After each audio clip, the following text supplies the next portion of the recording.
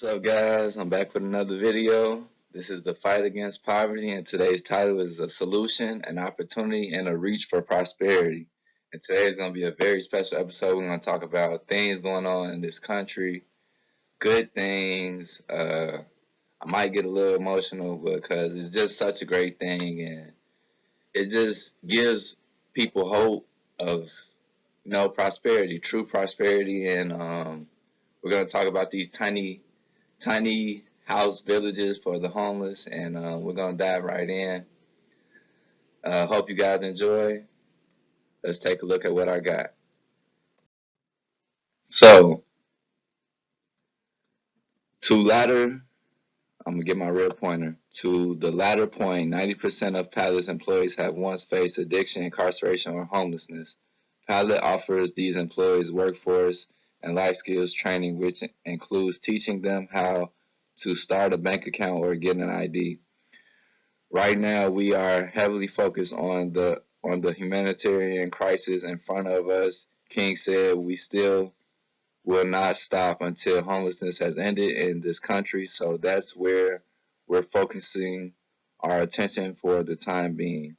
And this is great. We're going to go into pallets, what they're doing, what kind of houses they're building, the tiny homes, what they include in them, and the job opportunities as well. And this year, Los Angeles has opened a collection of six pallet-based tiny home villages to house the city's the unhoused population. In 2020, Palace built over 1,500 new beds across the U.S. for use in states like California, Minnesota, Texas, and Hawaii. That's great. A lot of different places they're in. So let's continue reading on what they're doing. The villages temporarily house hundreds of unhoused Los Angeles residents while providing on-site social services like mental health treatment, job resources, and case managers to help its residents find permanent homes. It currently offers two shelter sizes, the 64 square foot pallet 64 and the 100 square foot pallet 100. Prices start at almost $5,500 and $9,000 respectively, and that's to build them. Like any home, the shelters are equipped with safety elements like a lockable door, a smoke detector, and a carbon monoxide monitor. For people who've experienced trauma, having a locking door can sometimes become the difference between accepting help getting off the street. These walls are insulated, but the home also comes with a heater and an air conditioner, which is great. Places like Los Angeles can get hot, and even as of lately, can even get cold. So let's read more. For people who've experienced trauma, having a locked door can sometimes become the difference between accepting help getting off the street and making a step towards permanent supportive housing. Rowan Vansleeve, CFO of Hope of the Valley Rescue Mission, the nonprofit running these villages, told Insider in an interview in April. The shelters can accommodate up to four beds with the folding bunk bed system, although the beds can optionally be replaced with desks. The units are also easy to clean and sanitize in between occupants, which is key given the homeless emergency during the COVID-19 pandemic. The units have a lifespan of more than 10 years, but many people only reside in these tiny homes for months at a time. And unlike permanent congregate shelters options that could take years to build, pallet prefabrication prefabricated tiny homes can be set up in under an hour, while a full village can be created within 10 days. That's great. That time frame is fantastic. This is something that may seem easy, but as we're gonna see later in this presentation, that it can get difficult. This allows Pallet to quickly and intensely address the homelessness crisis in the U.S. While Pallet in making individual shelters, the company recognizes the need for community shelters as well. As a result, profit made are put back into the company's two main missions: stopping unsheltered homelessness and creating a non-traditional workforce. To later point, 90% of Pilot's employees have once faced addiction, incarceration, or homelessness. And I read this earlier. Pilot offers these employees workforce and life skills training, which includes teaching them how to start a bank account or get an ID. If you stayed this long, we're gonna get into some videos. Hope you guys like it. It's gonna go into the Hope Valley program in California and what they're doing and some of the things they provide for the tiny house residents, washing machines, mental health services, a case manager, and ultimately leading to permanent housing. And we're gonna see one lady that's been through the program and only had good things to say about it. We're gonna hear about residents near the tiny houses villages and see how they're thinking about it. We're even gonna see the petition on getting rid of it, getting rid of the tiny home villages. So tear it down completely, which is a bit extreme, but we're gonna get into those videos. A lot of us talk about the homeless epidemic, but few of us do anything about it. Well, Kim is about to introduce us to a very special family who's taking giant steps with the mission of tiny shelters. Right now, I'm at Tiny Homes Village, which is all about ending homelessness here in Los Angeles. I'm so excited and honored to introduce you to CEO and founder of Hope of the Valley Rescue Mission. Oh my gosh, tell me about this incredible location and then all the other locations that are popping up. Yeah, this is amazing. This is the very first tiny home community in the city of Los Angeles. 39 units, 75 beds. They're 64 square feet. They come with heat, air conditioning, 4 windows, a front door that locks. And this really is part of the solution to ending homelessness in Los Angeles, because we are taking people out of encampments and moving them straight into these houses. And as you can hear him say, he's taking people right out of encampments. That's great. And we're going to learn more about the things they have included, which I believe is fantastic. It's a glimpse of hope for people who are on the street facing these difficulties. And I just believe it's a great opportunity for the entire country to take notice of what California is doing and maybe starting their own kind of projects and working toward doing this. We're actually doing this. It will bring unity within all of us. Not look at each other in different ways. Just really support each other and just ultimately do the right thing and fight against poverty. Let's continue.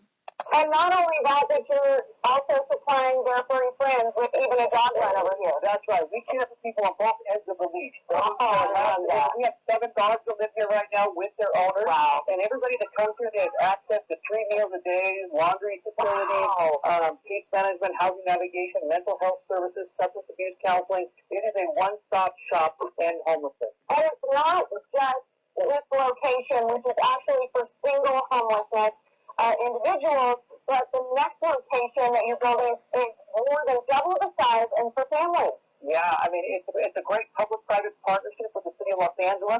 The next site will be up at Alexandria Park, which is 2 miles from here, which will be 103 units, 200 beds. And then there will be another one opening in Reseda and another one in Tarzana. As you can see, he's doing big things. He's doing very big things, and he said there's a location for single homeless people, and there's also a location for families that are experiencing homelessness. As you see, they had the dog kennel. A lot of homeless people have companions, dogs, cats, whatever, and they have a place for that. And as you can see, they had a washing machine as well. We're gonna learn more about that in the next video.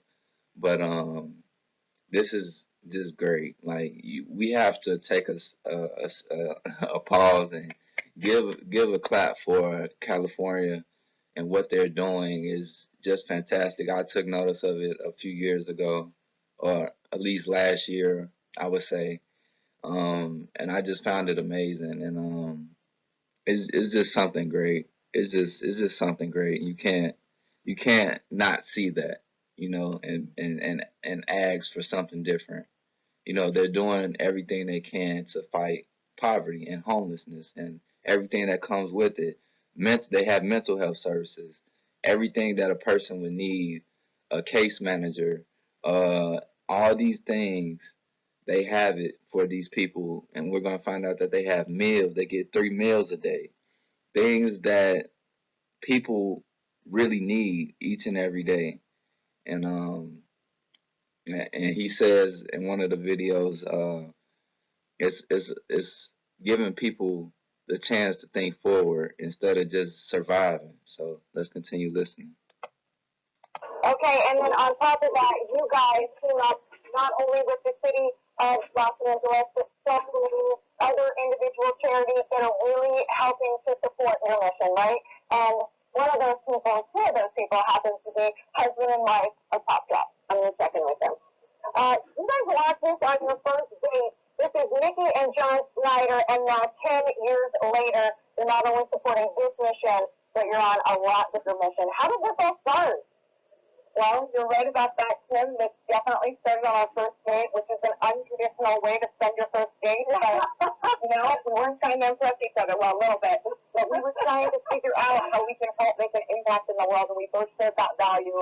And honestly, we've been getting back together ever since, and Project Pop Drop helps serve the homeless community in greater Los Angeles and all over the world nationally. Unbelievable. For the last 10 years, 365 days a year, and you've even been honored by the White House. Tell me about that, John. Yeah, we got a call from the White House. I thought it was like a telemarketer. Yeah. And they're like, oh, you won the President's Volunteer Service Award. You were nominated. What? The President? Who nominated us? So, Wow. so now I walk around sometimes with a gold medal around my neck. As he should, is a good thing what these people are doing. They all can come together, innovate new ideas into the tiny home villages. As you can see, Pop Drop. We're gonna find out more about it. They're gonna talk about how they're building an arcade for the kids, and it's just good. And these two individuals have kids, and they're a part of it, and that's good to instill in your kids to just help people, and that's real good to do. And I'm gonna stop talking, and we're gonna just go listen to the video. Listen, what else are you supposed to do? I should have asked you to wear that today. Yeah. Okay, car. Okay, oh, perfect. We're going to have to add that in. Okay, so you guys tell me about how you have been able to really take this from just a percentage of your small business giving back to then partnering up with big brands and figuring out unique ways to be able to support Los Angeles every single month. So yes, we've found a way to be giving while making a living 365 days a year, and it's super cool and it's super rewarding. And we call ourselves the Giftfluencers, and we bring on other Giftfluencers to give back with us. And this last month, we were at a great organization called Valley Community Fridges, and they do amazing work where they fill refrigerators in low-income areas and serve people and families experiencing homelessness. Wow. We love showing up for them. Okay, well, you guys have really showed up for Tiny Home Village as well. You were able to support their last project, and now you are supporting their new family project. Tell me about how you are giving the kids a game room. Yes, we teamed up with our amazing partners at Arcade One Us, and this is just the beginning where we're going to be doing surprise takeovers where we revamp the playrooms and community rooms and centers, and we're going to be bringing old school fun arcade games, and we got a little sample kit. I know, look at these!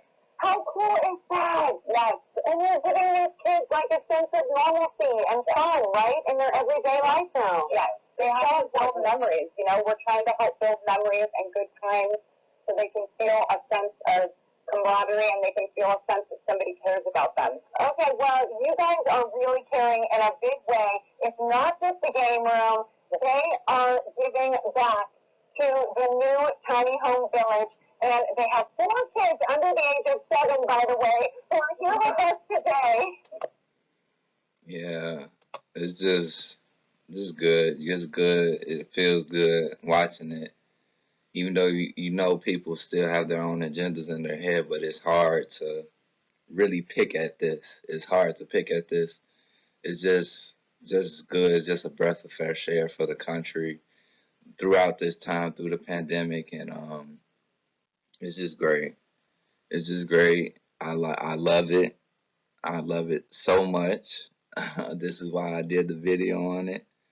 Um, it's just great, and they even have their kids included there, including kids as well, building the arcade, building the little pop drop things, which is, I believe, are videos to ways the kids can interact with each other that live in the facility. So it's just good. It's just great. I don't know how you guys find the time to give back, and you're donating this check right here to be able to support the mission. Tell me about that. Well, they actually help us. When they see us church, they go tell everybody we help people. Project Pop Shop. We bring burritos, we bring sleeping bags, and they promote for it. Wow. We got donations because it's clothing and so forth. So this check right here is going to end homelessness for 2 families at the new location. Yep. We're going to have a roof over their heads, and we're real grateful for that because we never thought 10 years ago that we were going to do this. You know? Well, I'm sure you also never thought that you'd have 4 kids. Those are triplets, by the way, under the age of 7. Congratulations on parenting, obviously, and building your own influences. Thank you so much. Unbelievable. Thank you. Thank you. Good job, guys. No, thank you. Thank you. Good job.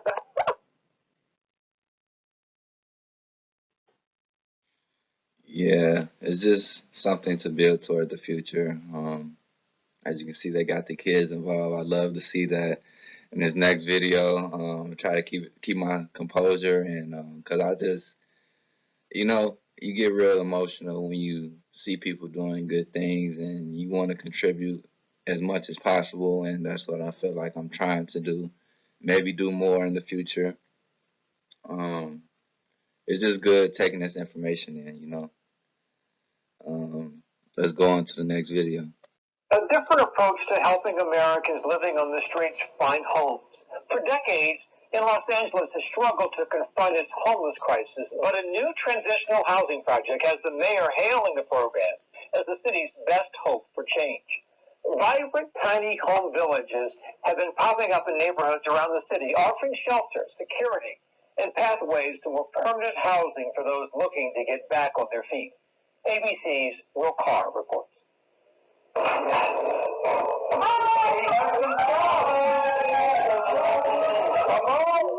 It's been 2 months since Roya Shorts moved into her new apartment, and she says every day with a permanent roof over her head is a blessing. Thank you. I'm so thankful, and God bless all of you. I'm going to sleep very good.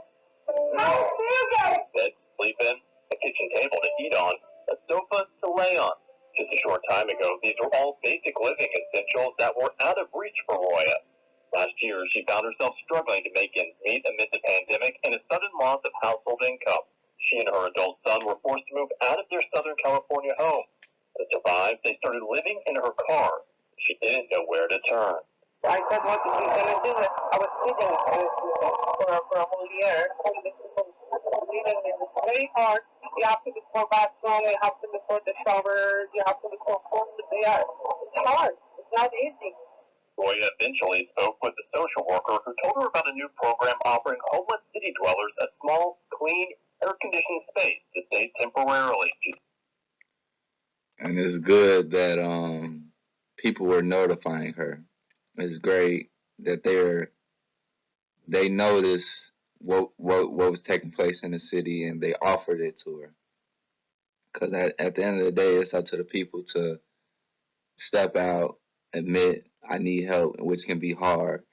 And that's what they're just doing a great thing in California and some of the other cities mentioned earlier. But California is really a hot spot for these tiny home villages, and uh, it's it's great. It's great. I love it. Again, I don't know how to express it, but it's just great. It's just really great. Even that sign right there is just this sign right here is just hope. It's just hope for the future. Let's continue. She didn't know what to expect when she pulled up with her son, but once she stepped out of the car, there was an unmistakable sense of community. They take care of you like their own family. It's safe. They have a roof over their heads. You can lock the door. They have bathroom, shower.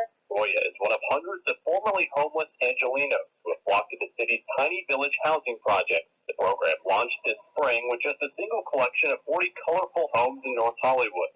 Since then, the program has expanded to neighborhoods throughout the city. All the costs that we pay to keep people barely alive on the street is much more than just housing them and ending that condition. This is un-American to have people on the street, our veterans, our kids. This is not who we are.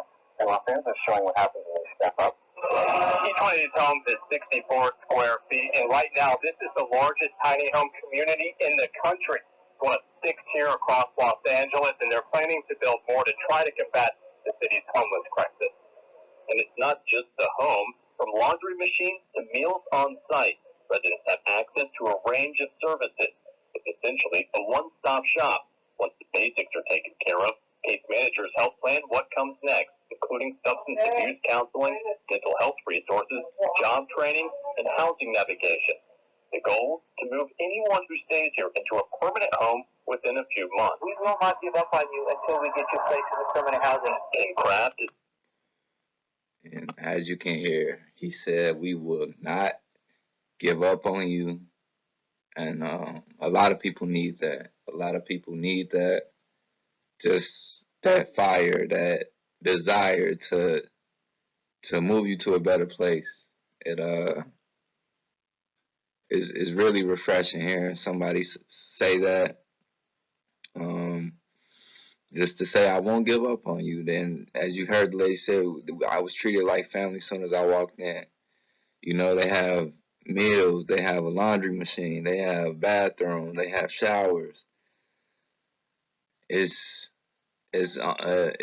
overwhelmed me before when I watched this. I shed a couple tears, and and it's even just bigger than my own situation. You know, a lot of people face this day in and day out, and just get on their knees and pray, and just something better is gonna happen. That's what people do, and they're just surviving. And now with this, hopefully the whole country takes notice, the whole world takes notice, and it becomes different. You don't have to look at people like, oh, they're gonna rob me because they don't have any money. But now having things like this, there's no need to even think that way. There's no need to, oh, how am I gonna survive? How am I gonna get my next meal? How am I gonna get to my job without stealing a car, without robbing somebody, or selling drugs, or even having an addiction on drugs? They even have substance abuse counseling, and that's great. That's great all around. It checks all the boxes, and these are some of the boxes we need checked soon rather than later. And they're stepping up, and you have to respect that. You have to respect that. The man behind the mission, along with his Hope of the Valley nonprofit, has had a hand in helping countless people living on the streets find permanent housing through the years. The Tiny Village program, run in tandem with the city, is the organization's latest push to help unhoused people who want to relocate do so. But the charity isn't intended for everyone. To access this site, you do have to live within a 3-mile radius. And we have access and engagement teams that are already going out in the community, building relationships, letting them know about this site, that there is a waiting list. King says that 3-mile radius is supposed to keep the Tiny Villages concept at the neighborhood level. As more villages take shape on city lots throughout Los Angeles, the goal is to have people living around the block come to these transitional housing developments organically. Once they come in here, it really is a stabilizing force, because when people are on the streets, they're not really living, they're surviving. Now all of a sudden, people think they need your bed. They get 3 meals a day, they get hot showers, they get clean clothes, they have access to laundry and all the services. Now the brain can start to think forward, and that's when we see hope ignited. Some neighbors are excited to see the program land in their backyards. It's a great thing. It's a great thing for these people that get to have the shelter. Hopefully, it has more. It'll bring more people watching each other's back and helping each other out. bring the community together. But not everyone's on board. Change.org petition garnering nearly 800 signatures is calling for the soon-to-be-open tiny village next to a playground in Highland Park to be moved somewhere else. As you can see, it's always an obstacle. It's always some type of obstacle. Kind of hard to believe.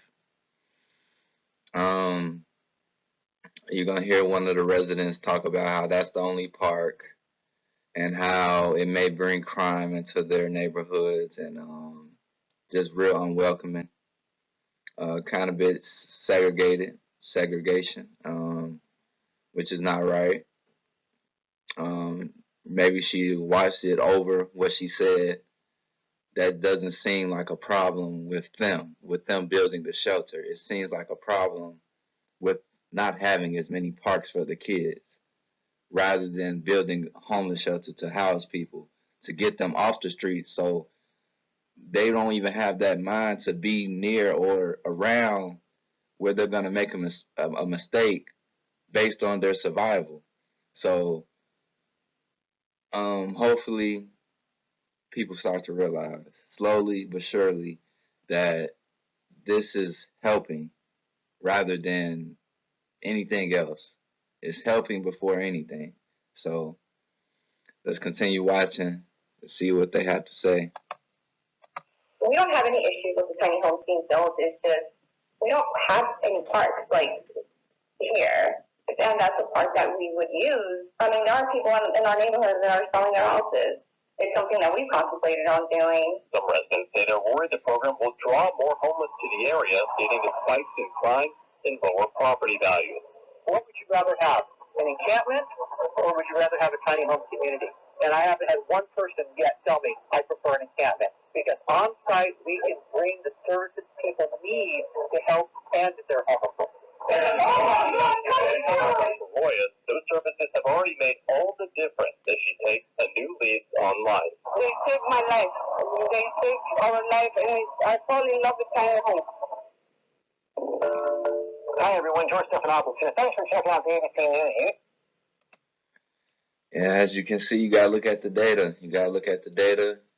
It's helping people rather than anything else. I would love to see the data of any crime happening. I would love to see it, and if it is, maybe there should be tighter security. There's ways to work around it. You can't just, oh, I'm going to sell my house where I've been living a certain amount of years just because a tiny house village is built for homeless people to help them, to get them mental health services, a counselor, setting them up for permanent housing. What? You sound ridiculous. And I can hear her a little bit, the one person that talked. You only have one park. I mean, that seems like something the city should be handling. You don't have to worry about that. You're just overthinking things. Maybe calm down, relax, and take notice of good things happening in your city. So that's the video. Hope you guys enjoyed it. Comment down below. Share this video. Just get this information out. LA is a hot spot for it. I would tell people to talk to their state officials to start the conversation. And this is the fight against poverty. Don't forget to like, comment, share, and subscribe. I'm out.